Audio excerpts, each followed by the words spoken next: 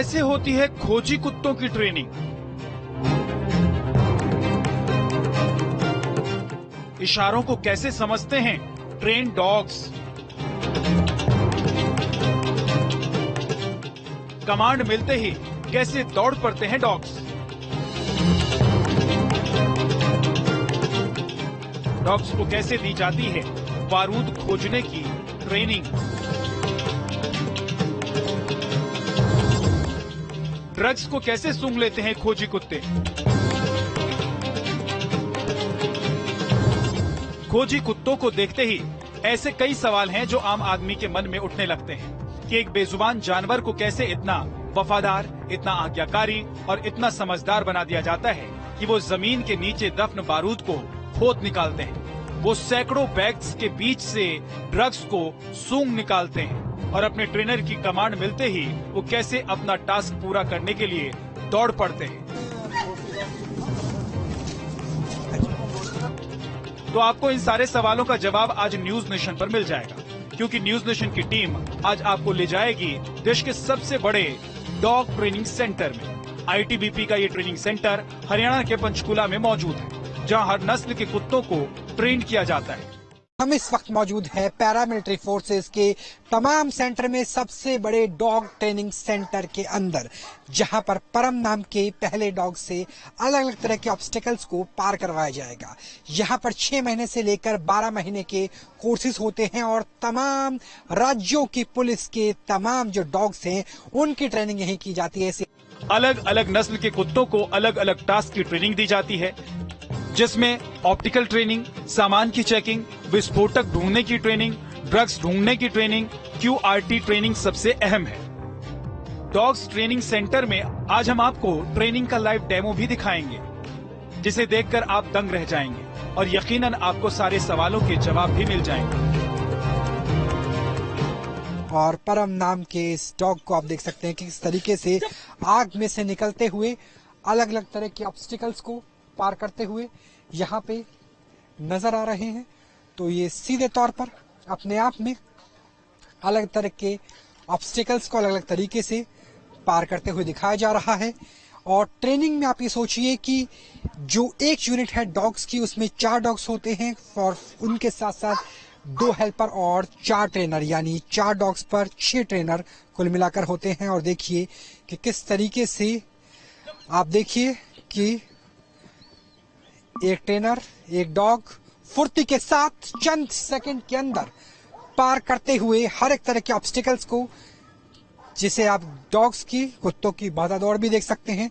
और सोचिए कि आमतौर पर कोई भी जानवर आग से डरता है, लेकिन आग से कैसे पार करते हुए लंबी छलांग फुर्ती के साथ, बिल्कुल एक्यूरेसी के साथ पार करते हुए।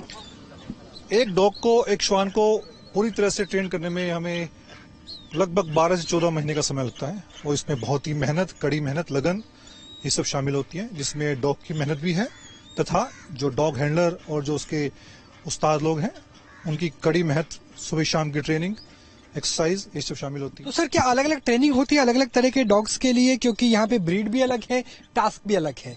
किसी को ड्रग्स ढूंढनी होगी, किसी को पेट्रोलिंग करनी होगी, किसी को, अगर मेट्रो की बात करें, एयरपोर्ट, रेलवे स्टेशन, वहाँ की सुरक्षा करनी। जी हाँ, ये अलग अलग डॉग की अलग अलग ट्रेनिंग होती है।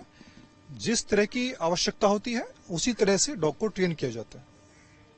आपने अक्सर सुना होगा कि सुरक्षा बलों ने बारूदी सुरंग का पता लगाया। इन बारूदी सुरंगों का पता इन्हीं डॉग्स की मदद से लगाया जाता है। यूं तो हथियार, बारूद और ड्रग्स ढूंढने के लिए कई तरह के गैजेट्स भी मौजूद हैं, लेकिन ट्रेन डॉग्स जितनी तेजी और एक्यूरेसी के साथ अपना काम कर लेते हैं, इतनी तेजी और एक्यूरेसी की उम्मीद मशीनों से फिलहाल नहीं की जा सकती।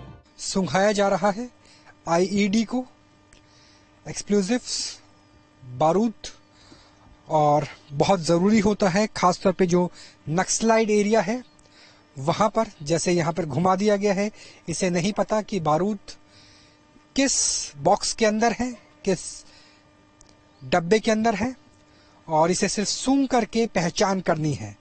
खासतौर पे जब एंटी नक्सल ऑपरेशंस में काम करते हैं, तो ऐसे में चाहे एयरपोर्ट हो, चाहे मेट्रो स्टेशन हो, वहां पर ऐसे डॉग्स की बेहद जरूरी होती है। और अब ये पता करेंगे ये कहां पर बारूद है और उसकी पहचान देखिए कितनी फुर्ती के साथ, क्योंकि एक कुत्ते की नाक और इंसान की नाक में सैकड़ों गुना का अंतर होता है और यहाँ पर बताया गया कि इसके नीचे हो सकता है, और उस इशारे से और देखिए चिमटे से उठाया गया है और इस बारूद की पहचान कर दी गई। तो अगर हजारों बैगेज के अंदर, चाहे वो रेलवे स्टेशन हो, मेट्रो स्टेशन हो या फिर हो एयरपोर्ट, हजारों अगर इस तरह के छोटे छोटे बैगेज होंगे तो वहां पर एक डॉग किस तरीके से पहचान कर सकता है, वो सूंघने की शक्ति यहाँ पर बेल्जियम शेफर्ड ने करके दिखाई कि कैसे अगर जो काम एक्सरे को करने में ज्यादा समय लग सकता है वो एक डॉग, एक श्वान बहुत तेज गति से कर सकता है। एंटी नक्सल ऑपरेशन में ट्रेन डॉग्स का इस्तेमाल बेहद कारगर साबित होता है। ये डॉग्स किस तरह से नक्सलियों से मुठभेड़ के दौरान सुरक्षा बलों की मदद करते हैं, इसका लाइव डेमो देखिए। अब हम आपको दिखा रहे हैं कि कैसे नक्सलाइट एरिया होगा, अगर कहीं आतंकवादी हमला होगा तो रोबोट्स काम करते हैं, लेकिन भारत में डॉग्स की ट्रेनिंग इस तरह से की जाती है कि रोबोट्स की जरूरत ना पड़े। यहाँ पे हमने दिखा रखा है एक डमी के तौर पर एक सोल्जर है जिन्हें नक्सली बना के दिखाया हुआ है, क्योंकि नक्सलाइट एरिया में आईटीबीपी, सीआरपीएफ के जवान बेहद उम्दा तरीके से काम करते हैं और यहाँ पर आड़ लेकर के कोशिश ये है कि निशाना बनाया जाए, लेकिन एक टीम है, उस टीम के पास ये जानकारी मिलती है और ग्रेनेड के जरिए हमला किया जाता है और उसके बाद जो क्विक रिएक्शन टीम है वो काम करेगी डॉग्स की, और वो आपको देखिए ये ग्रेनेड दिखाया गया और ग्रेनेड के बाद इस कुत्ते ने सबसे पहले उसकी बंदूक को छीना और बंदूक छीन करके दूर लेकर चला गया। यानी सोचिए कि अमेरिका, चाइना और तमाम विकसित देशों में ये काम जब करते होंगे रोबोट्स, छोटे रोबोट्स, तो उन्हें कितना समय लगता होगा, लेकिन पलक झपकते ही, चुटकी बजाते ही ये काम हो जाता है। क्योंकि जैसे ही नक्सलाइट घायल हुआ उसके बाद सबसे ज्यादा महत्वपूर्ण था उसके हथियार को छीनना। तो जैसे ग्रेनेड से हमला होता है, नक्सलाइट यहीं पर ढेर होता है और उसी टाइम उसके हथियार को बहुत चुटकी बजा करके बहुत तेजी से जो डॉग हैं वो छीन के ले जाते हैं। तो सोचिए कि जहां पर ट्रेनिंग, सिखलाई काम करती है, वो अभी भी किसी भी मशीन से, किसी भी रोबोट से ज्यादा बेहतर है। और वही चीज हमें आईटीबीपी के भारत के सबसे बड़े डॉग ट्रेनिंग सेंटर में नजर आती है, जहां पर न सिर्फ ITBP, BSF, CRPF, NSG, SPG, बल्कि जो तमाम राज्य हैं देश के, उनके पुलिस की डॉग्स की ट्रेनिंग भी सिर्फ इसी सेंटर में की जाती है। यहाँ तक कि उनके ट्रेनर्स की ट्रेनिंग भी यहाँ पर होती है। तो देखिए किस तरीके से हथियार था और पलक झपकते ही यहाँ पर अगर कोई रोबोट होता उसे यहाँ पहुंचने में कम से कम 3 से 4 मिनट का वक्त लगता, लेकिन यहाँ जो कुछ हुआ वो 10 सेकंड के अंदर हो गया। तो ये काबिलियत है भारतीय सशस्त्र बलों की और उनके साथ उनके वफादार कुत्तों की, क्योंकि कुत्तों की वफादारी तो सब जानते हैं, लेकिन सूझबूझ का उनकी वफादारी का इस्तेमाल देशभक्ति के लिए कैसे किया जा सकता है, माँ भारती के लिए कैसे किया जा सकता है, चाहे वो नक्सलाइट एरिया हो या टेररिस्ट आउटफिट हो, चाहे वो कश्मीर हो या दंतेवाड़ा हो, वहां पर कैसे सुरक्षा दी जाए उसकी दिखलाई यहाँ पे की जा रही है। उसका डेमोन्स्ट्रेशन किया जा रहा है कि कैसे कुत्ते बहुत तेज गति से काम करते हैं।